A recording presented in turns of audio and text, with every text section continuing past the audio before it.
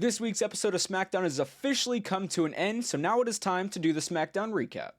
As always in these recaps, we go over everything you need to know about this important episode of WWE, and at the end of the video, I give my final thoughts and just what I thought about the entire show, but as always, you guys can leave me your thoughts on the show down in the comments below. But before we get into it, as always, like the video, subscribe to the channel, and go follow the socials, and the links to those will be in the description of this video, and the socials obviously do include my Instagram and my X account. But now that that's all out of the way, it's now time to jump right on into the Smackdown recap.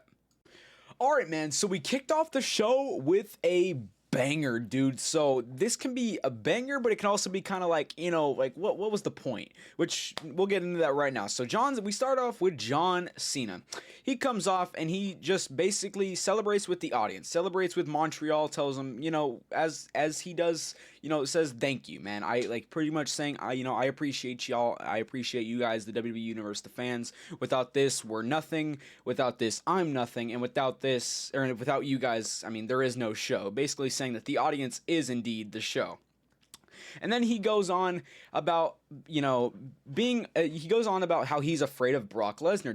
Don't think too much on that as soon as I tell you that, because then he says that Brock is afraid of a John Cena problem. So now John Cena then says, you know, Brock Lesnar is afraid, or should be afraid of me, which that him being obviously the John Cena problem. So that was pretty damn good there.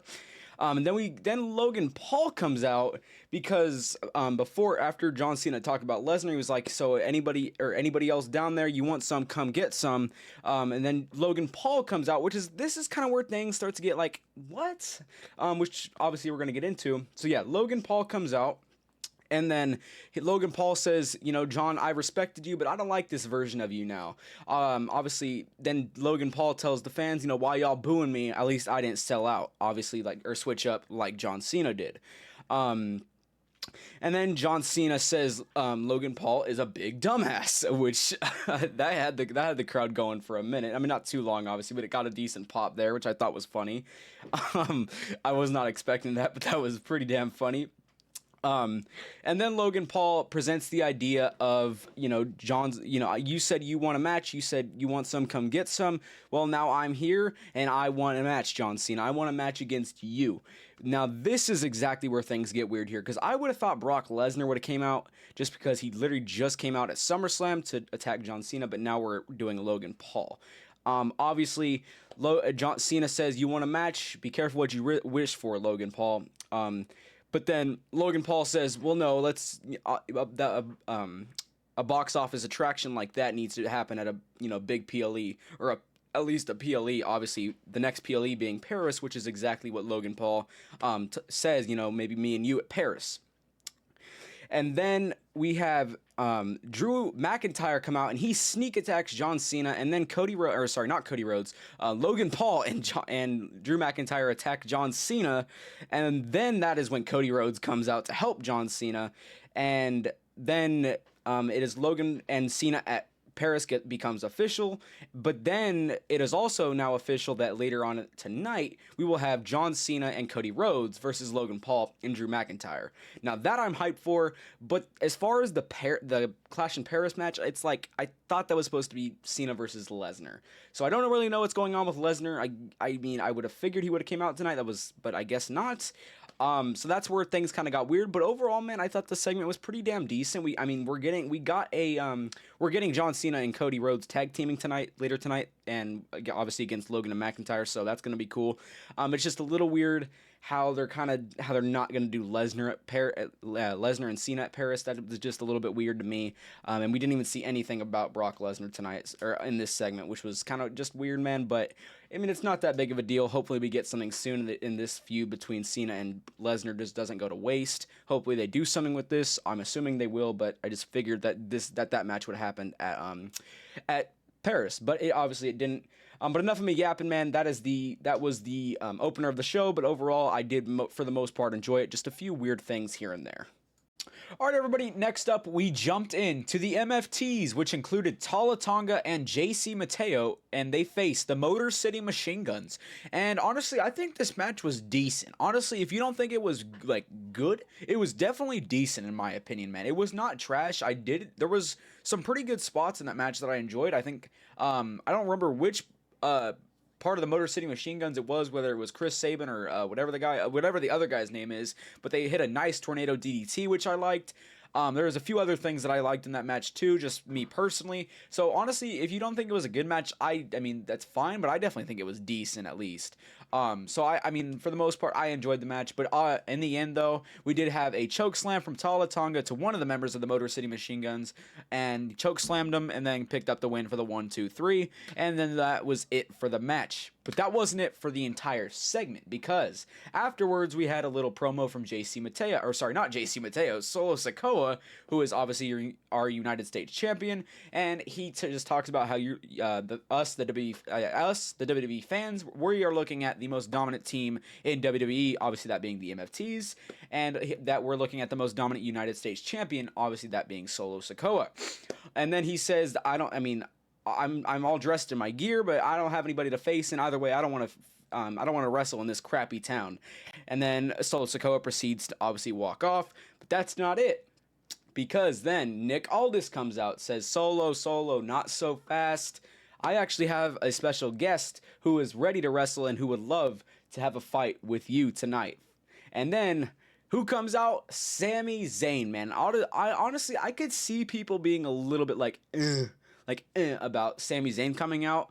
I'm pretty sure a lot of people probably wanted a Wyatt Six interference with the MFTs here. Obviously, we didn't get that. I kind of was hoping for that a little bit too, and instead we got a Sami Zayn, which I could understand if you're like, but honestly, I think it's kind of cool. All right, but then Sami Zayn comes out, and then now we have a match set up for Sami Zayn versus Solo Sikoa, which is what we are going to jump into next. So let's stop yapping and get right on into covering that match.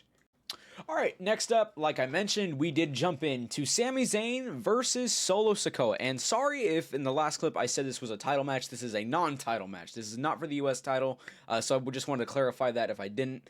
But yeah, Sami Zayn versus Solo Sikoa, non-title match. Really looking at this match now, I doubt this is going to lead to anything important. It's not going to lead into a major storyline, I don't think. I mean, it wouldn't make sense for it to. I think literally this match was to just show Sami Zayn because we're in Montreal, Quebec, Canada, and that's obviously this is where Sami's origins are, basically. So I don't think this is going to lead into anything major. So for that reason, I'm probably not going to talk about this much. But I just think it was literally just to showcase Sami in Montreal once again. But actually in this match, Sami Zayn did win, so that kind of supports my idea a little bit more, seeing as Sami won here, and he pinned the champion, as a matter of fact. But even then, I still don't think this is going to lead into anything major. But yeah, Sami Zayn does pick up the win with a quick roll-up. We did have some interference with the MFTs. Obviously that being Tala Tonga, JC Mateo, and Tonga Loa. They had a little bit of interference, but it never fully costed Sami, and Sami was able to pick up the win still with a quick roll-up. But like I said, I'm not going to talk about this too much because I doubt this is going to lead into anything major. But yeah, man, that's really all there is to mention here, man, honestly.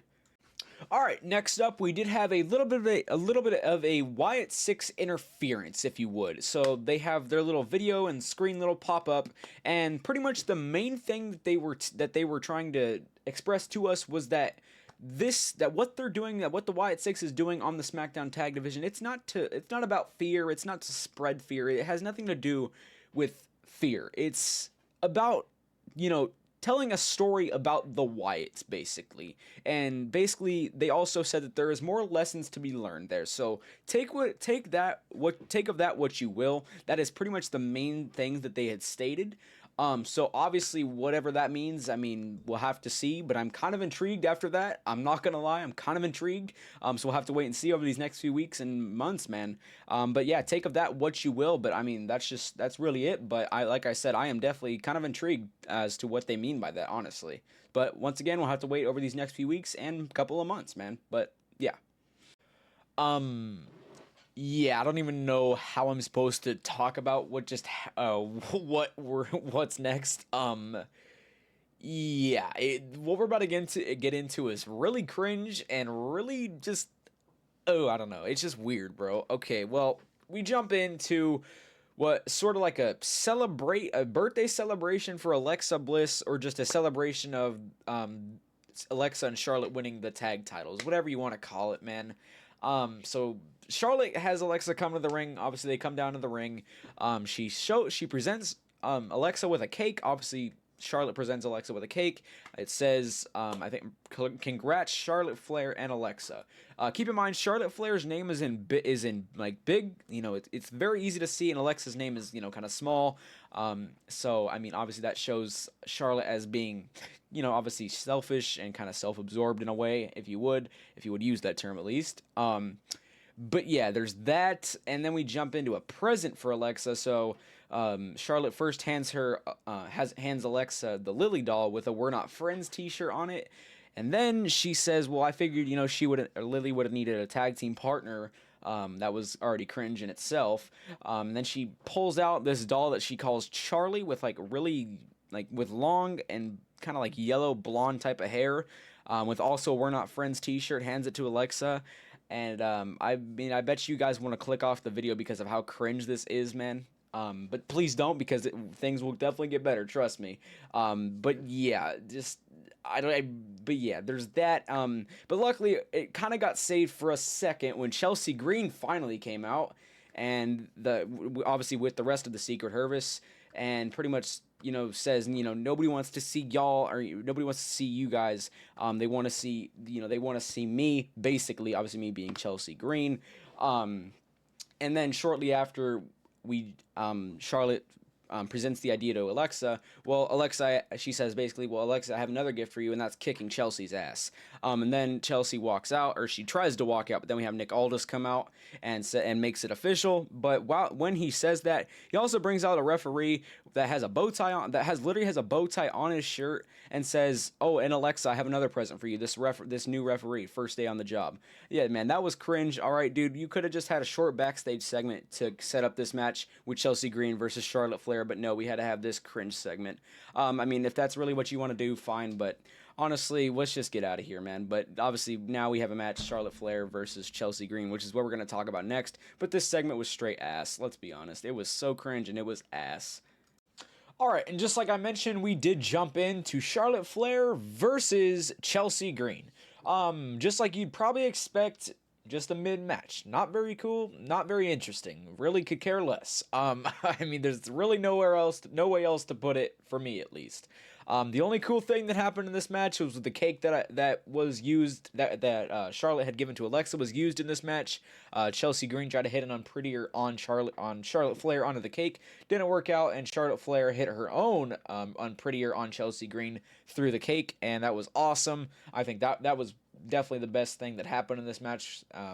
Obviously, then Charlotte Flair wraps up Chelsea Green in her submission, the figure 8, of course, and then she actually, while Charlotte was doing that, she actually took a piece of cake off of Chelsea Green's face, and then she licked it. So that was kind of funny, I guess, as well. But then obviously Chelsea Green did tap out, and Charlotte Flair did win this match. I'm just hoping things from here set up, obviously, Alba Fire and Piper Niven, who are obviously in the Secret Service. I'm hoping this sets up them versus Charlotte Flair and Alexa Bliss for the tag titles in the future. That's kind of what I predicted would happen, and hopefully that's coming to fruition. I would hope that was what they're planning on doing, at least, which is, I mean, from this, it's kind of what it seems like they're going to end up doing at some point. But really, man, there's nothing else to really talk about here. Nothing too crazy, really could care less, but, I mean, I did enjoy the cake spot, honestly. But, really, man, that is it here. Nothing else to really talk about. Alright, everybody, and lastly, we jumped into our main event of the night, which included John Cena and Cody Rhodes versus Logan Paul and Drew McIntyre, man. And, man, this match could have continued to get really damn good, I thought, man. But this match actually did end up ending in a disqualification, but it makes sense. Obviously, Logan Paul does end up hitting John Cena after John Cena does hit a 5-knuckle shuffle and an AA onto Logan Paul. John Cena tries to go for the 3 count, but then Drew McIntyre comes in, breaks it up. That leads us eventually into Logan Paul, and he delivers the low blow to John Cena. That causes the disqualification. And then John Cena and Logan Paul, they continue to brawl all the way into the backstage, but after they get backstage. We don't see any more of them, so that's the end of them for the night. But then we do see more of Drew McIntyre and Logan Paul fighting. Eventually Drew McIntyre does get the upper hand here. He stares at the title that Cody currently holds, and obviously this is continuing to foreshadow Cody Rhodes, or continuing to build and foreshadow more for the feud that is most likely going to happen between Cody Rhodes and Drew McIntyre, which is what I actually predicted in my Clash in Paris predictions. I predicted Cody versus Drew. But I also added Randy Orton in there, but that might not happen now that we're seeing this here tonight. But that's besides the point. But yes, Drew McIntyre does stare at the title. You can see the anger start to fill up in his eye, in his emotions, and then eventually to end it off, Drew McIntyre hits a nasty Claymore kick onto Cody Rhodes, and he Claymore kicks him through the bottom of the announce table. I don't really know how to describe it. It's like the front of the announce table. He Claymore kicks him right into it. It breaks, and dude, it was gnarly, dude. But yeah, I thought that Claymore kick was absolutely gnarly. I freaking thought, man, I would not want to take a Claymore kick like that, man. Let alone a Claymore kick in general. Man, that thing looked gnarly as hell. So props to Cody for taking that one. But yeah, man, so the match ends in a disqualification, and we're obviously continuing to build more for Drew McIntyre versus Cody Rhodes for the title, probably at Clash in Paris, I would assume. Yeah, man, that really wraps it up there. Pretty damn good. Like I said, I think the match would have continued to get even better if the match went on, but I understand why it ended in a disqualification, and honestly, I freaking enjoyed this segment overall, man. I think it was pretty damn awesome. Alright everybody, well thanks for sticking all the way to the end and watching this week's SmackDown recap. Hope y'all enjoyed. Be sure to leave me your thoughts on this episode of SmackDown down in the comments below. I personally thought this SmackDown was honestly decent, man. It was not bad. I actually enjoyed it for the majority. So I personally, like I said, liked it, but once again, leave me all your thoughts down in the comments below. But before I get out of here, be sure to leave a like, subscribe to the channel, and go follow the socials. Obviously, the links to those are always in the description of these videos. And before I get out of here, be sure to type the name Cody Rhodes in the comments down below. That tells me that you've stuck all the way to the end and you watched the videos all the way through, man. Once again, though, leave me all your thoughts down in the comments below. Hope y'all enjoyed, and I will catch y'all in the next one. Peace.